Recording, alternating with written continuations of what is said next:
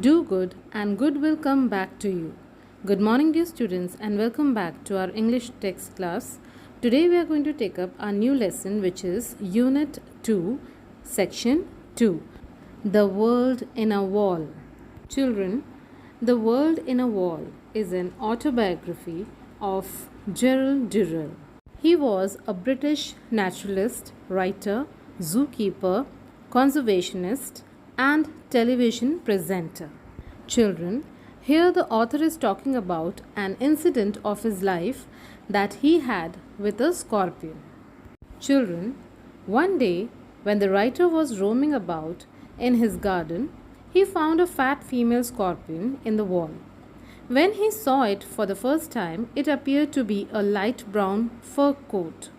But when he looked at the scorpion with a closer inspection, then he came to know that it was not actually a fur coat, but this strange garment was made up of a mass of tiny babies clinging to the mother's back. Then he made up his mind to take them quietly in the house and up to his bedroom so that he might keep them and watch them grow up. With great care he maneuvered means managed to put the mother and family into a matchbox and then hurried to the villa.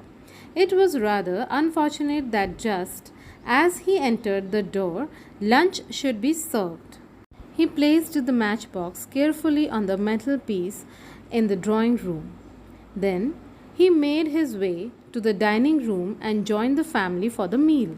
Dawdling over his food. Dawdling means eating without interest.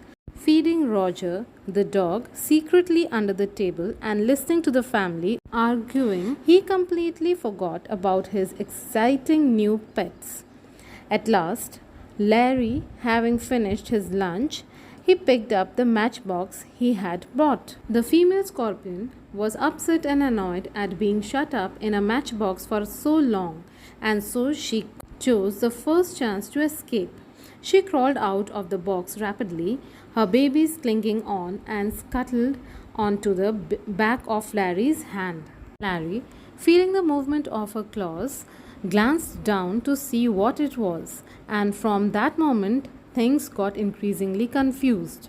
Larry uttered a roar of fright that made Lucretia drop a plate and brought Roger out from beneath the table, barking wildly. With a flick of his hand, Larry sent the scorpion flying down the table.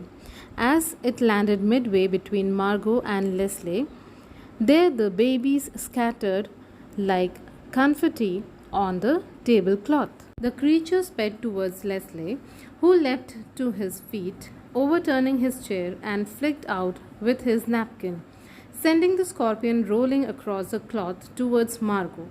She let out a scream that an railway engine would have been proud to produce, and hurled a glass of water at it. The shower missed the animal completely, but drenched Mother, who was sitting at the end of the table.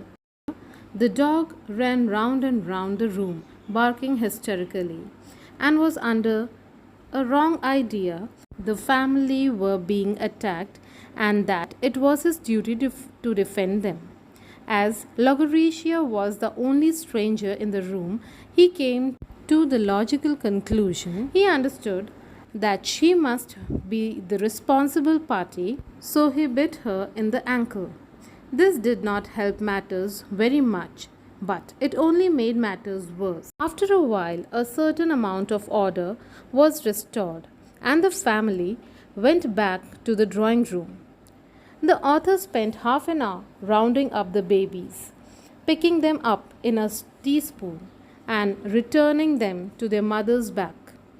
Then he carried them outside on a saucer and released them on the garden wall. So children, hope you have understood the story. Thank you. Have a nice day.